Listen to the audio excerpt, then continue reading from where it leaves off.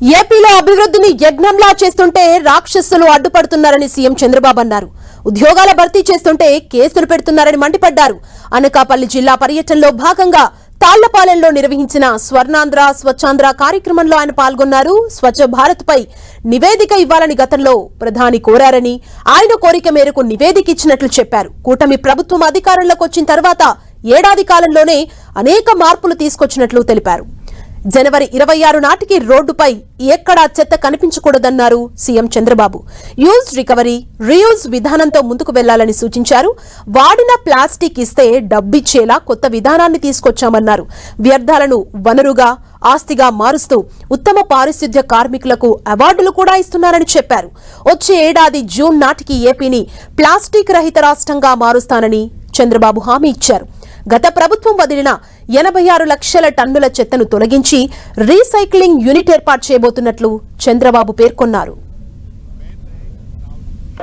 నిర్మాణ రంగాల్లో వచ్చే అన్ని వేస్ట్ అంతా తీసుకుని యూజ్ అండ్ త్రో కాకుండా యూజ్, రికవర్, రీయూజ్.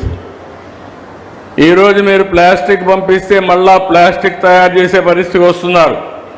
మీరు బాటిల్స్ ఇస్తే మళ్ళా ఆ బాటిల్స్ అన్ని మళ్ళా కొత్తగా తయారు చేసే పరిస్థితికి వస్తున్నారు. మనం ఇచ్చే కాగితాల నుంచి మళ్ళా కాగితాలు తయారు చేసే పరిస్థితి వస్తున్నారు. అందుకే వ్యర్థాలని వనరుగా ఆస్తిగా మారుస్తూ సర్క్యులర్ ఎకానమీకి అరుదైన అర్థాన్ని ఇచ్చే పరిస్థితి. జూన్ 2026 నాటికి రాష్ట్రాన్ని ప్లాస్టిక్ రహిత రాష్ట్రంగా చేద్దాం. ఇప్పటికే సెక్రటరియట్లో చేశాం. గత ప్రభుత్వం అయితే కనీసం మంచి పని చేయకపోతే పోయారు, కానీ 86 లక్షల మెట్రిక్ టన్నులు లెగసీ వేస్ట్ మనకు వదిలిపెట్టిపోయారు. వీళ్ళు చేసిన చెత్త పని ఏంటంటే 86 లక్షల మెట్రిక్ టన్నులు ప్రజలు నివాసంలో ఉండే ప్రాంతాల్లో గుట్టలు గుట్టలుగా పెంచి కొన్ని అడవులు తయారు చేసిపోతే, ఈ ప్రభుత్వం వచ్చిన తర్వాత అక్టోబర్ 2కి 86 లక్షల మెట్రిక్ టన్నులు తొలగించిన ఘనత ఈ రాష్ట్ర ప్రభుత్వాన్ని. వేస్ట్ ఎనర్జీ ప్లాంట్లు పెడుతున్నాం, రీసైక్లింగ్ యూనిట్లు పెడుతున్నాం, కాంపోస్ట్ తయారు చేస్తున్నాం. ఎక్కడికక్కడ ఏ రోజుకు ఆ రోజు ఇవన్నీ కూడా క్లీన్ చేసే పరిస్థితికి వస్తున్నాం.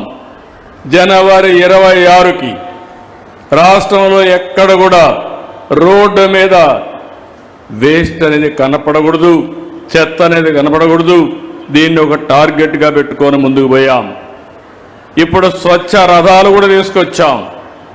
మీ ఇంట్లో మీరు వదిలిపెట్టిన వ్యర్థాలను సేకరించి దానికి బదులుగా నిత్యావసర వస్తువులు అందిస్తున్నాం. అభివృద్ధి ఒక యజ్ఞంగా చేస్తున్నాను, సంక్షేమాన్ని ఒక బాధ్యతగా చేస్తున్నాను. సుపరిపాలన మీకు అందించాలని ముందుకు పోతున్నాం. కానీ మనం అందరం కూడా ఒక యజ్ఞంగా చేస్తే ఇప్పుడు రాక్షసులు ఈ యజ్ఞాన్ని భగ్నం చేయడానికి వస్తున్నారు. వివిధ రూపాల్లో వస్తున్నారు, ఎక్కడికక్కడ అడ్డుపడుతున్నారు. ఒకరంటారు ఐటీ కంపెనీలు వస్తే కేసులు వేస్తారు. నేను మెగా డిఎస్సి పెడితే 40-50 కేసులు వేస్తే ఒక పక్క పని చేయాలి, ఇంకో పక్క ఆ కేసుల మీద పోరాడాలి. భూబకాసురులు ఎంతమంది వచ్చినా, ఎన్ని అడ్డంకులు సృష్టించినా నేను అనుకున్న లక్ష్యాన్ని చేరే వరకు వదిలిపెట్టనని మరొక్కసారి మీ అందరికీ హామీ ఇస్తున్నా.